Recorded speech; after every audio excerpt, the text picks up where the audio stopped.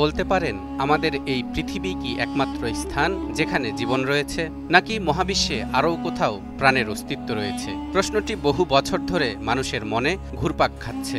আজ থেকে প্রায় ১৫০০ বছর আগে মহাগ্রন্থ আল কোরআন আমাদের পৃথিবী এবং মহাবিশ্বের বিভিন্ন সৃষ্টি সম্পর্কে এমন কিছু তথ্য দিয়েছিল যা সেই সময়ের সাধারণ লোকজন, এমনকি কোরআনের মুফাসসির বা ব্যাখ্যাকারকগণেরও বুঝতে বেগ পেতে হয়েছে। কিন্তু আধুনিক বিজ্ঞানীরা মহাকাশে ১০০ বিলিয়নেরও বেশি গ্যালাক্সি এবং একাধিক এক্সোপ্ল্যানেটের সন্ধান পেয়েছেন, যেগুলোর অবস্থান পৃথিবীর মতো হতে পারে। এর মধ্যে কিছু গ্রহে পানির উপস্থিতির কথাও তারা বেশ জোর দিয়ে বলছেন। কোরআনের দেয়া তথ্য মতে যেখানেই পানির উপস্থিতি, সেখানেই প্রাণের সম্ভাবনা। তাহলে কি সত্যিই আমাদের পৃথিবী ছাড়া অন্য কোনো গ্রহে প্রাণের অস্তিত্ব আছে? দর্শক, চলুন কোরআন, হাদিস, বিজ্ঞান এই তিনের সমন্বয়ে এই অদ্ভুত প্রশ্নের উত্তর খুঁজে বের করার চেষ্টা করি। মহাবিশ্বের অন্যান্য অনেক গ্রহের তুলনায় ছোট পৃথিবী নামক আমাদের এই গ্রহটি প্রাণ প্রাচুর্যে ভরপুর। মানুষ ছাড়াও এই গ্রহে বিভিন্ন জীবের বসবাস রয়েছে, নানা বৈচিত্র্যময় প্রজাতি, যার মধ্যে নাম না জানা প্রাণীর সংখ্যাও কম নয়। বিজ্ঞানের অগ্রগতির সাথে সাথে আমরা জেনেছি এ বিশাল মহাবিশ্বে আমাদের গ্রহের বাইরে আরও অসংখ্য গ্রহ নক্ষত্রের উপস্থিতি রয়েছে। কিন্তু সেসব গ্রহে প্রাণের কোনো অস্তিত্ব আছে কি না তা নিয়ে এখন আর শুধু অনুমান আর কল্পকাহিনী নয়, বরং আধুনিক বিজ্ঞানীরা বেশ জোরে সোরে গবেষণায় নেমেছেন। বিশেষ করে আমাদের পৃথিবীর আকাশসীমানায় মাঝে মধ্যেই ভিন্নধর্মী কিছু উড়ন্ত যানের বিচরণ মহাকাশ বিজ্ঞানীদের এ নিয়ে গবেষণা করতে বাধ্য করেছে। ইউএপি বা আনআইডেন্টিফাইড অ্যানোমালাস ফেনোমেনা অথবা আনআইডেন্টিফাইড ফ্লাইং অবজেক্ট, সংক্ষেপে ইউএফও, বাংলায় যাকে অশনাক্ত উড়ন্ত বস্তু বলা যেতে পারে, বহুদিন ধরেই সারা দুনিয়ার মানুষের কৌতূহলের জায়গা দখল করে আছে। তাদের মতে ভিন গ্রহের প্রাণী, এলিয়েনদের বাহন এসব ইউএফও আর ইউএপি। এসব অশনাক্ত বস্তু পৃথিবীর মানুষের কতটা আগ্রহ দখল করে আছে তার প্রমাণ পাওয়া যায় এসব নিয়ে নির্মিত কার্টুন, ভিডিও গেমস আর ছবির তালিকা দেখলেই। দর্শক, এলিয়েন বা ভিন গ্রহে কোনো প্রাণীর অস্তিত্ব আছে কি নেই তা নিয়ে আমরা কথা বলবো কোরআনের দুটো আয়াত এবং একটি হাদিসকে সামনে রেখে।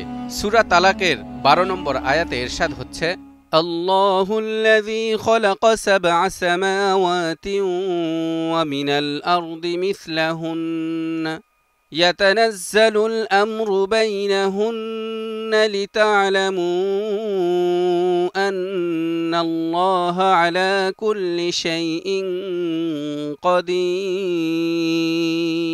ওয়া আন্নাল্লাহা ক্বাদ আহাতা বিকুল্লি শাইইন ইলমা। তিনি আল্লাহ, যিনি সৃষ্টি করেছেন ৭ আকাশ এবং এগুলোর অনুরূপ পৃথিবীও। এগুলোর মধ্যে তার নির্দেশ নেমে আসে যাতে তোমরা বুঝতে পারো আল্লাহ সব বিষয়ে সর্বশক্তিমান, আর আল্লাহ তাআলা তার জ্ঞান দ্বারা সবকিছুকে পরিবেষ্টন করে আছেন। এই আয়াতে মহান আল্লাহ যে ৭ আসমান এবং অনুরূপ পৃথিবীর বর্ণনা দিয়েছেন, প্রাচীন তাফসীরকারকগণও এর ব্যাখ্যা দিতে গিয়ে খুব বেশি কিছু তথ্য দিতে পারেননি। কারণ এককালে এই ধারণাও ছিল না যে পৃথিবী একটি গ্রহ, অনুরূপ আরও গ্রহের ধারণা তো বহু দূরের ব্যাপার। তাই কোনো কোনো তাফসীরকারক ৭ পৃথিবী বলতে পৃথিবীর ৭টি স্তর বা ৭ মহাদেশকেই নির্দেশ করেছেন। তবে বিস্ময়কর হলেও সত্য, পূর্বসূরি তাফসীরকারকদের কেউ কেউ বলেই দিয়েছেন পৃথিবীর মতো আরও ৭টি পৃথিবী আছে। যেমন আল্লামা জামাখশারী রহমতুল্লাহ আলাই তাফসিরে কাশশাফে এমন ব্যাখ্যা দিয়েছেন। তবে তার মতে এখানে ৭ সংখ্যাটি সুনির্দিষ্ট সংখ্যাবাচক নয়, বরং বহুত্ব জ্ঞাপক, অর্থাৎ অনেকগুলো পৃথিবী বা পৃথিবীর মতো অনেক গ্রহ আছে। আরও পরিষ্কার করে বলা যায় পৃথিবীর মতো বাসযোগ্য গ্রহ আছে। এই যে পৃথিবীর মতো আরও পৃথিবী, বিজ্ঞানীরা এর নাম দিয়েছেন মাল্টিভার্স থিওরি, যাতে বলা হয়েছে আমাদের মহাবিশ্বের বাইরে আরও অসংখ্য মহাবিশ্ব থাকতে পারে। এই থিওরি বিজ্ঞানের নানা রকমের তত্ত্বের ভিত্তিতে প্রতিষ্ঠিত, যা মূলত ফিজিক্স, কোয়ান্টাম মেকানিক্স এবং মডার্ন স্পেস সায়েন্সের ধারণা থেকে উদ্ভূত। মহাকাশ বিজ্ঞানীরা এখন এক্সোপ্ল্যানেট নামক গ্রহগুলোর দিকে মনোযোগ দিচ্ছেন, যা পৃথিবীর বাইরের কিন্তু সূর্যের মতো নক্ষত্রের পরিধির মধ্যে অবস্থিত।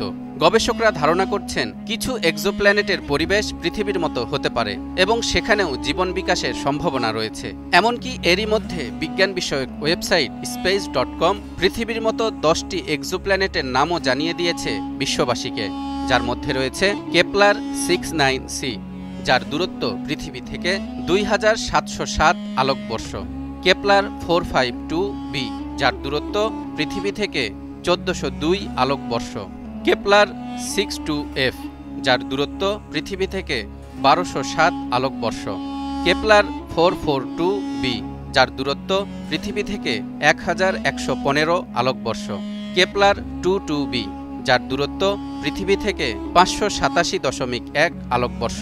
কেপলার 186f, যার দূরত্ব পৃথিবী থেকে 557.7 আলোকবর্ষ।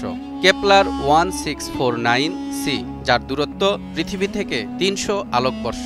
ট্র্যাপিস্ট 1e, যার দূরত্ব পৃথিবী থেকে 39.46 আলোকবর্ষ।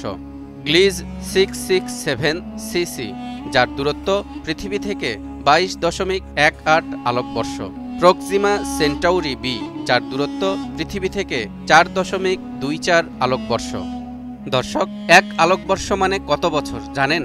946,000 কোটি কিলোমিটার। কাজেই পৃথিবী থেকে দূরত্ব অনেক বেশি হওয়ায় এই এক্সোপ্ল্যানেটগুলোতে প্রাণের অস্তিত্ব আছে কিনা তা নিয়ে এখনই কোনো তথ্য দিতে পারছেন না বিজ্ঞানীরা। তবে বর্তমানে পৃথিবী থেকে 142 মিলিয়ন কিলোমিটার দূরে অবস্থিত মঙ্গল গ্রহ নিয়ে প্রচুর গবেষণা হচ্ছে। এর কারণ, মঙ্গলে প্রাণের জন্য উপযুক্ত পরিবেশের কিছু আলামত পাওয়া গেছে, যেমন প্রাচীন জলাধারের প্রমাণ, কিছু মাইক্রোবিয়াল জীবন সম্ভাবনা, তাপমাত্রা ও চাপের কিছু সীমা যা কিছু জীবাণু টিকিয়ে রাখতে সক্ষম হতে পারে। এদিকে আল্লামা জামাখশারি রহমতুল্লাহ আলাই আমাদের পৃথিবীর মতো আরও পৃথিবী থাকার কথা বললেও এসব গ্রহে প্রাণীর অস্তিত্বের ব্যাপারে তার সুস্পষ্ট কোনো বক্তব্য পাওয়া যায় না। তবে আরেক বিখ্যাত তাফসিরকারক আল্লামা আল মাওয়ারদি বলেছেন, ওই গ্রহগুলোতে মানুষ বা প্রাণের অস্তিত্ব থাকলেও তাদের জন্য ইসলামের বিধান প্রযোজ্য নয়। ইসলামের বিধান কেবল পৃথিবীর জন্য প্রযোজ্য।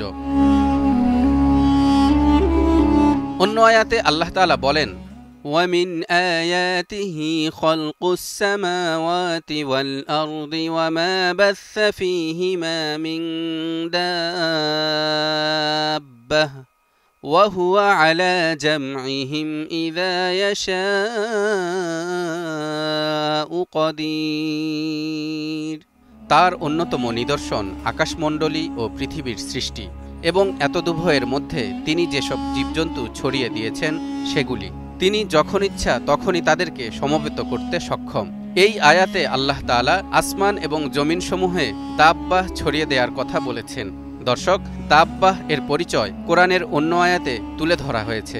ইরশাদ হচ্ছে, ওয়াল্লাহু খালাকা কুল্লা দাব্বাতিন মিম্মা ফামিনহুম মান ইয়ামশি আলা বাতনিহি ومنهم من يمشي على رجلين ومنهم من يمشي على أربع يخلق الله ما يشاء إن الله على كل شيء قدير। আল্লাহ প্রত্যেক চলন্ত জীবকে পানি দ্বারা সৃষ্টি করেছেন। তাদের কতক বুকে ভর দিয়ে চলে, কতক 2 পায়ে ভর দিয়ে চলে এবং কতক 4 পায়ে ভর দিয়ে চলে। আল্লাহ যা ইচ্ছা সৃষ্টি করেন। নিশ্চয় আল্লাহ সবকিছু করতে সক্ষম। অর্থাৎ সরীসৃপ, চতুষ্পদ জন্তু ও মানুষের মতো দ্বিপদী প্রাণীকে দাব্বাহ বলা হয়। পৃথিবীতে এসব প্রাণীর অস্তিত্ব আমরা নিজেরাই দেখছি, কিন্তু মহাকাশে এসব প্রাণী ছড়িয়ে দেওয়ার অর্থ কি? এর অর্থ নিশ্চয়ই এটা নয় বায়ুমণ্ডলে প্রাণী ছড়িয়ে দেয়া হয়েছে, বরং এর অর্থ হল আকাশমণ্ডলীতে অবস্থিত বিভিন্ন গ্রহে আল্লাহ তাআলা এসব প্রাণী ছড়িয়ে দিয়েছেন। কাজেই ভিন গ্রহে প্রাণের অস্তিত্বের সম্ভাবনার ব্যাপারে এটি অনেকটা সুস্পষ্ট একটি আয়াত। তাই অনেক মুফাসসির এটা স্বীকার করে বলেছেন পৃথিবীর বাইরে অন্য গ্রহে প্রাণী থাকতে পারে। তবে সাফওয়াতুত তাফাসিরে আল্লামা আলী আস-সাবুনী দৃঢ়তার সঙ্গে বলেছেন, ভিন গ্রহে প্রাণী থাকলেও থাকতে পারে, কিন্তু মানুষ থাকবে না, বরং আল্লাহ দাব্বাহ বলতে যা বুঝিয়েছেন সে ধরনের অন্য কোনো প্রাণী থাকবে। এবার হাদিসের বর্ণনার দিকে আসা যাক। রাসূল সাল্লাল্লাহু আলাইহি ওয়াসাল্লামের বিশিষ্ট সাহাবী আব্দুল্লাহ ইবনে আব্বাস রাদিয়াল্লাহু তাআলা আনহুকে শ্রেষ্ঠ তাফসীরকারক হিসেবে বিবেচনা করা হয়। তিনি সূরা তালাকের 12 নম্বর আয়াতের ব্যাখ্যা দিতে গিয়ে বলেছেন, 7টি পৃথিবী আছে, প্রতিটিতে তোমাদের মতো নবী আছেন, তাদেরও নূহ আছেন যেমন তোমাদের ছিল, তাদেরও ঈসা ও ইব্রাহিম আছেন, অনেকে এ হাদিসটিকে জয়ীব বা দুর্বল মনে করলেও সূরা তালাকের ওই আয়াতের অর্থের সাথে সঙ্গতিপূর্ণ ও প্রাসঙ্গিক হওয়ায় বেশিরভাগ মুহাদ্দিসগণ হাদিসটিকে গ্রহণ করেছেন। তাছাড়া আরেকটি ব্যাখ্যা দিলে সব সংশয় দূর হয়।